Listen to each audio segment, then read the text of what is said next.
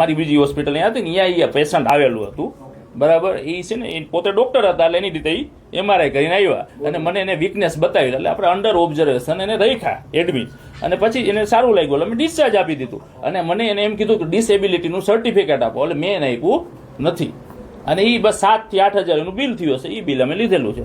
તમે કયા આધારે સાહેબ એને જે સારવાર કયા આધારે કરી એ વાત કરો. એને જો કોઈ પણ પેશન્ટ એને વીકનેસ એને કીધી હતી કમ્પ્લેન. હવે પેશન્ટ આમ કે હું હાથ પકડું ગ્રીપ મૂકી દે તો શું કરવાનું?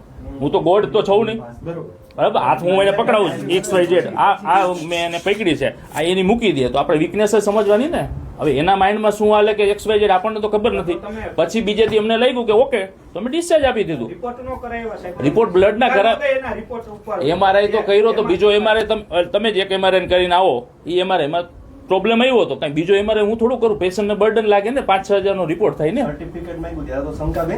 એટલે અમે ના પાડતી હતી તું ઓકે છો. ક્યારે આખી શંકા ક્યારે કે ભાઈ આમાં એટલે એને સેકન્ડ ડે કે થર્ડ ડે અમે ડિસ્ચાર્જ આપ્યો એટલે મેં કીધું ભાઈ તમારે આમાં કઈ પ્રોબ્લેમ છે નહીં એટલે તમે ડિસ્ચાર્જ. તમને કોઈ શંકા લાગી હતી એ સમયે? એટલે શંકા નહીં એટલે વીકનેસ ઇમ્પ્રુવ થઈ ગયું. મેં કીધું ભાઈ સિમ્પલ માઇનોર ઇસ્કેમિક એટેક હોય તો આપણે દવા આપી લોહી પતલાને રિકવર થઈ જાય. શેની તકલીફ હતી સાહેબ? એને વીકનેસ એને કમ્પ્લેન કરી વન સાઇડ વીકનેસ. એટલે એને શું કહેવાય? મેડિકલ પેરાલાઇસિસ કહેવાય, માઇલ્ડ પેરાલાઇસિસ એવું કઈ હતું?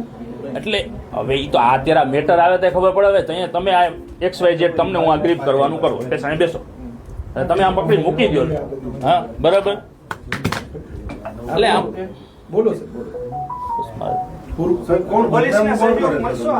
એટલે બદનામ એટલે બદનામ એમ તમને નથી કહેતા કોઈ બદનામ કરે એટલે જે